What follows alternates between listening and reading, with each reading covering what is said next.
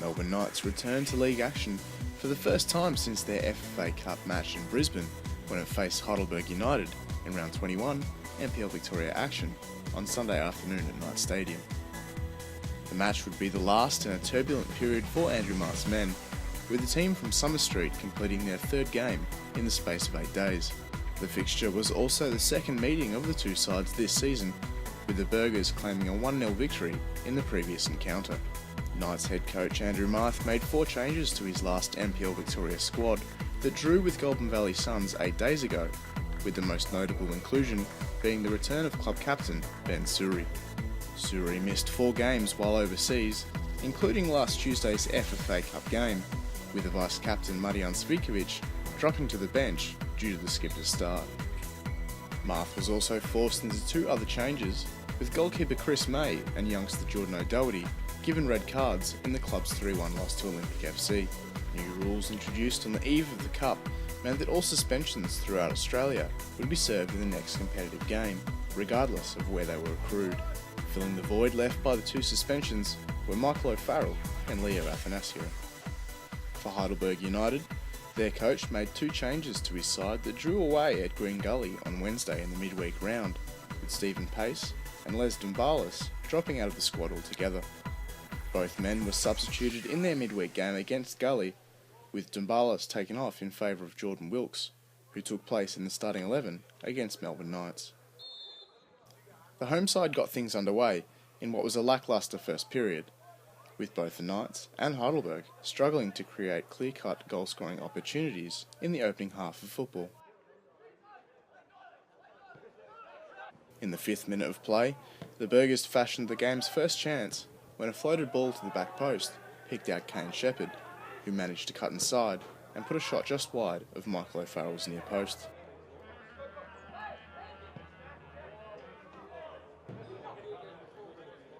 Shortly after, Heidelberg were once again on the attack, when a quick counter put Dan Heffernan through to goal.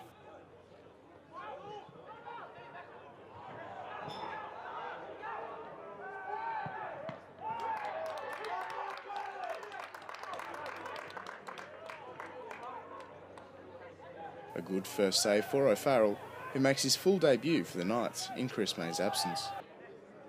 After a quarter of an hour, the Knights created their first chance, after a long Michael Doyle throw put the United defence under pressure. Heidelberg struggled at times in the first half to break down the Melbourne Knights' defence, and after trying to penetrate through the wing, the Burgers tried their luck from distance.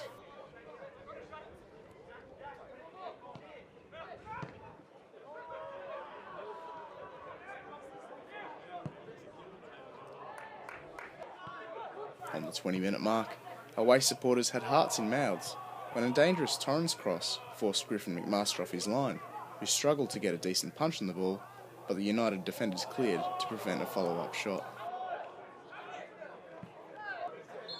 O'Farrell also had a shaky moment not long after, when he failed to get to a deep free kick, but an infringement inside the box halted the play and killed the move. Around the half-hour mark, the away side looked most dangerous, with a series of chances created, including a Mark McGow effort, which was blocked by Sam Torrens.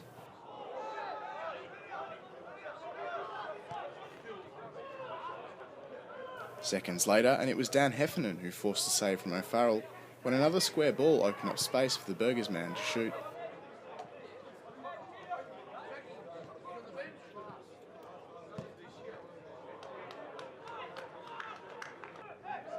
O'Farrell was again forced into action not long after, when a ball to switch the play allowed Kane Shepherd to put a shot goal-bound.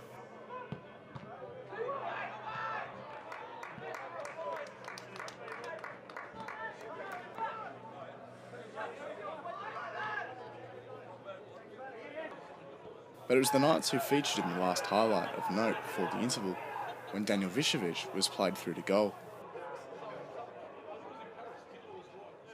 A good Uskok pass put him one-on-one with McMaster, but a heavy touch put the ball out for a goal kick. That was the last chance of the first half, with the scores locked at 0-0 as the players entered the dressing rooms.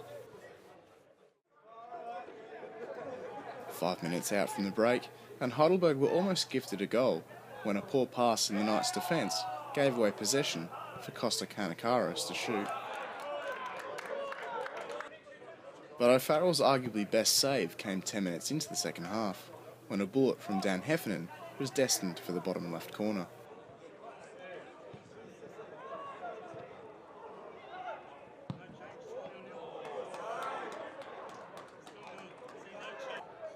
From the subsequent set piece, the Burgers broke the deadlock when a curling Jack Petrie corner snuck inside the far post, despite O'Farrell's efforts.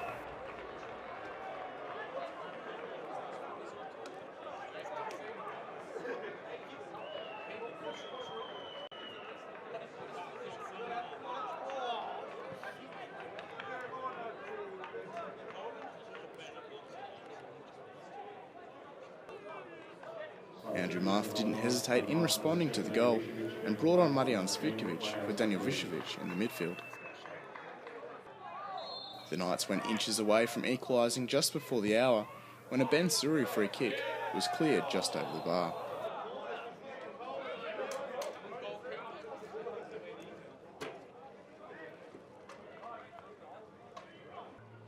Five minutes later, and Svitkovic made his first impact off the bench, forcing a save from McMaster with a shot from range.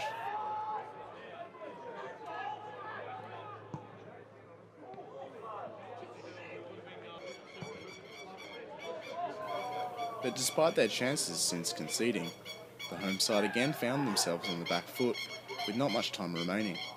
A good ball over the Knights' back four picked out Heffernan, who lobbed a volley over the advancing O'Farrell.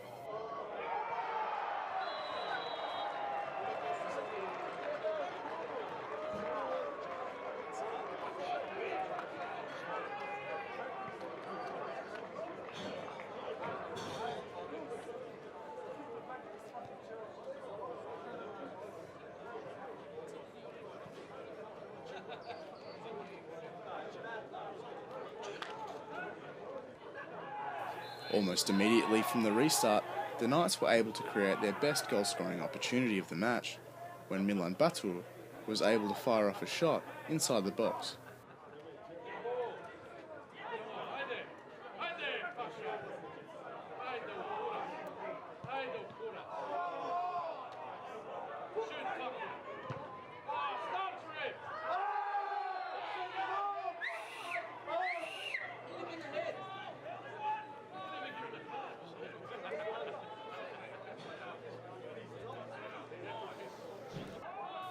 Heidelberg could and should have had a 3-goal cushion shortly after, when another counter-attack set up substitute James Galopoulos just inside the edge of the box.